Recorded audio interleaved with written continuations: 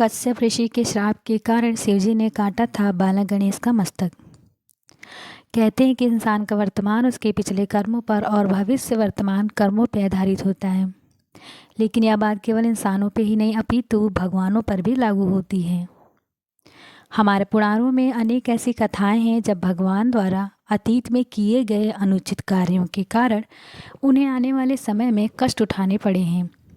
ऐसी ही कहानी भगवान शंकर से संबंधित है, जब उन्हें कश्यप ऋषि द्वारा दिए गए श्राप के कारण अपने ही पुत्र गणेश का मस्तक काटना पड़ा।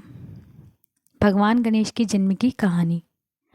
देवी पार्वती ने एक बार शिवजी के गढ़ नंदी के द्वारा उनकी आज्ञा पालन में त्रुटि के कारण अपने शरीर की उबटन से एक बालक का निर्माण कर उसमें प्राण डाल दिए और कहा कि तुम मेरे पुत्र हो, तुम मेरी ही आज्ञा का पालन करना और किसी की नहीं।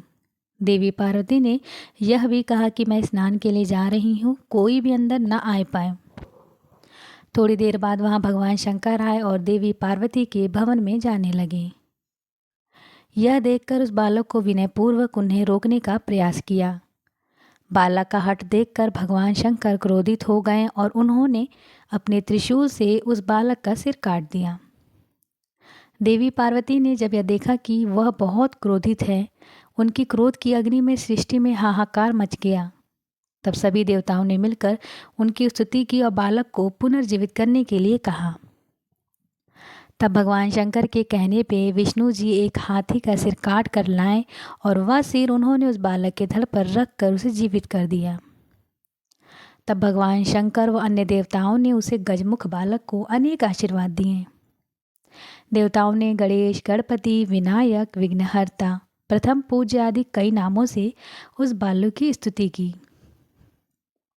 इस प्रकार भगवान गणेश का प्राकट्य हुआ। कश्यप ऋषि ने दिया था शिवजी को शाप।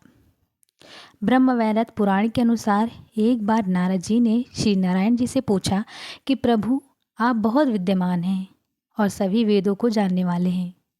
मैं आपसे यह जानना चाहता हूँ कि जो भगवान शंकर सभी परेशानियों को दूर करने वाले माने जाते हैं, उन्होंने क्यों अपने ही पुत्र गणेश के मस्तक को काट दिया।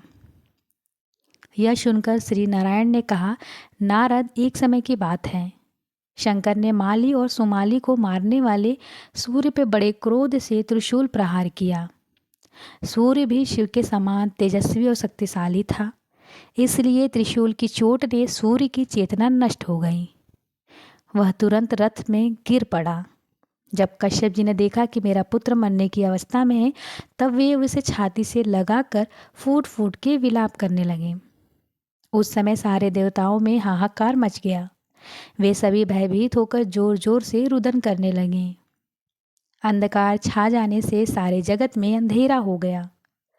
तब ब्रह्मा के पौत्र तपस्वी कश्यप जी ने शिवजी को श्राप दिया कि वे बोला, जैसा तुम्हारे प्रहर के कारण मेरे पुत्र का हाल हो रहा है, ठीक वैसे ही तुम्हारे पुत्र पर भी होगा।